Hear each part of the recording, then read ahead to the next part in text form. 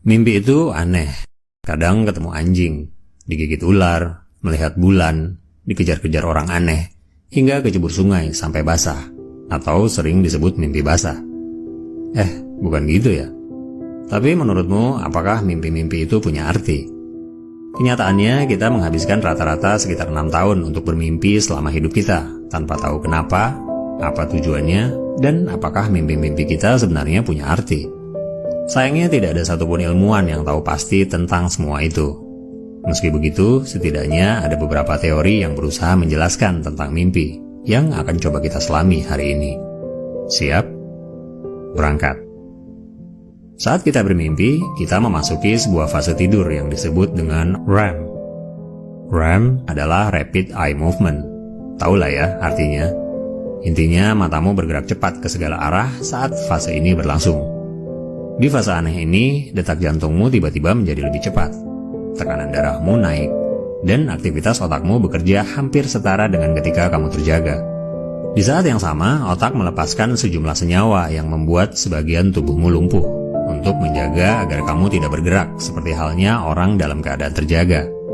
Bagian otak yang berurusan dengan emosi seperti bahagia dan rasa takut menjadi sangat aktif. Saat itulah mimpimu sering menjadi bentuk yang aneh dan kadang menakutkan. Fungsi kognitif otak, memori jangka panjang, dan kreativitas meningkat. Sedangkan bagian otak yang berhubungan dengan logika dan pengendalian diri menjadi tidak benar-benar aktif. Saat itulah semua yang kamu alami di mimpimu menjadi masuk akal. Meski di saat yang sama, kamu tidak benar-benar memahaminya. Pertanyaan besarnya adalah, kenapa otak kita melakukan hal-hal aneh seperti itu? Bukankah seharusnya tidur itu ya tidur? Di video sebelumnya tentang kesadaran, saya pernah membahas hal ini. Di alam sadar kita, otak secara konstan memberi kita berbagai sinyal penting seperti rasa lapar, sakit, refleks, dan berbagai sinyal lainnya sebagai cara untuk memberitahukan kepada kita mengenai kondisi tubuh kita. Dan hebatnya, semua itu dilakukan secara otomatis tanpa melibatkan kesadaran kita. Bagaimana jika mimpi adalah salah satu sinyal yang berusaha disampaikan kepada kita secara konstan melalui pikiran bawah sadar kita? Sigmund Freud berteori bahwa mimpi adalah sebuah pintu menuju alam bawah sadar. Bayangin gunung es yang terendam jauh di bawah air yang merupakan alam bawah sadar, yang jauh lebih luas dari apa yang muncul ke permukaan sebagai alam sadar kita. Sebagian besar isi pikiran bawah sadar sering merupakan kondisi yang belum tentu sejalan dengan alam sadar. Perasaan sakit, kecemasan, konflik, bahkan gairah yang seolah berhasil disekap dalam kehidupan bawah sadar kita. Pada tahap REM, otak seperti sengaja melemahkan kekuatan yang menjaga perasaan ini dan memungkinkan kita untuk mengakses kekuatan dan bahkan ketakutan melalui mimpi kita. Freud sangat percaya bahwa arti sebenarnya dari mimpi bersembunyi di balik konten aktual kita, dan interpretasi mimpi menjadi sangat penting untuk memahami bagaimana mereka berhubungan.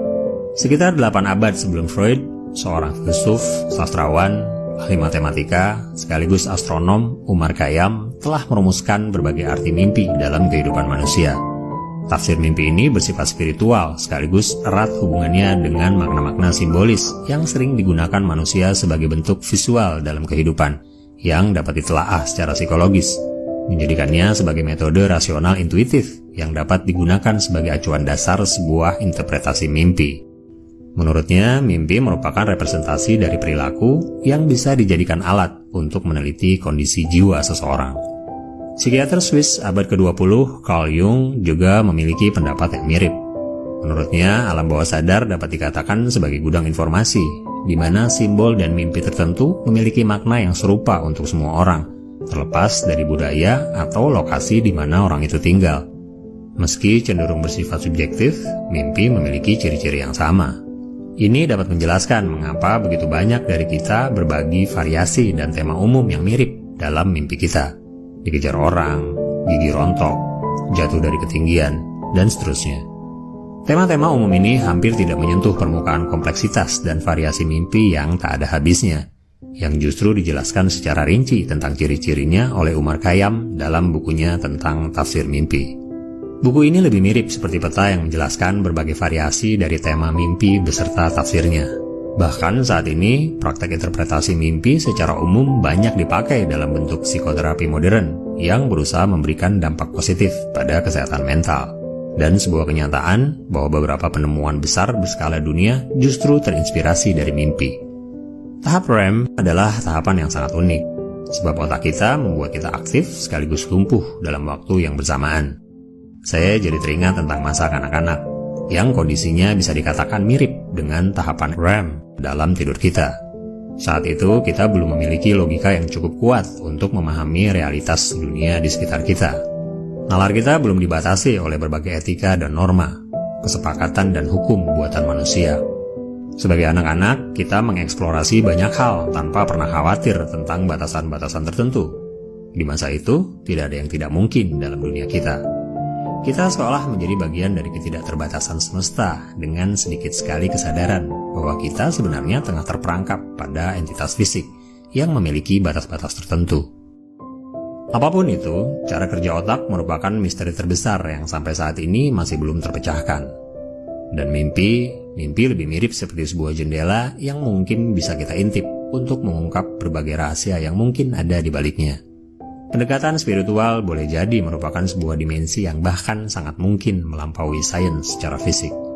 Jika otak bisa melakukan aktivitas luar biasa secara otomatis tanpa melibatkan kesadaran kita, bahkan di saat kita sadar, kenapa tidak sebaliknya di alam bawah sadar kita? Jika ia dengan konsisten memberikan sinyal-sinyal pada tubuh sadar kita, saya pribadi percaya bahwa mimpi, dalam kondisi sebaliknya, adalah sebuah sinyal yang diberikan otak untuk menyampaikan pesan-pesan rahasia yang mungkin bisa bermanfaat bagi kehidupan kita. Tapi itu saya. Bagaimana dengan kamu?